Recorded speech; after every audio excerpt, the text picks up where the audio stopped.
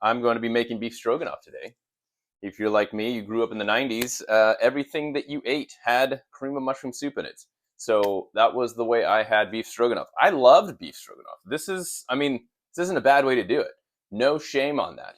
But now that I'm older and I know how to cook, I'm going to use better ingredients. I'm starting off by using cremini mushrooms, and I'm cutting them like the onions to be thick, chunky. I want the anybody who eats this stroganoff to think like a hearty feel to it. So, made fresh noodles. I'm gonna do those as a pappardelle style, which is again big, thick.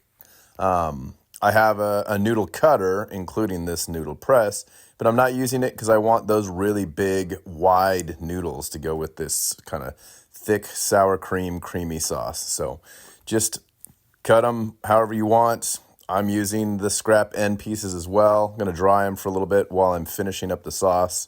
So I'm specifically doing the onions until they were a little translucent, then throwing in the garlic, adding in paprika, white pepper, some Worcestershire sauce, and some red wine.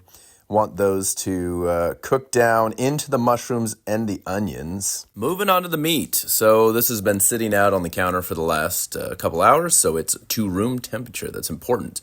You want it to cook well, so not well isn't well done, but you want it to cook correctly, and having it room temperature is important. So salt, I did some flour. So I'm going to cook this meat and then slice it. Whereas what I grew up with is my mom would get a cheap piece of meat, she would slice it really thin, and she would flour it and then cook it this way.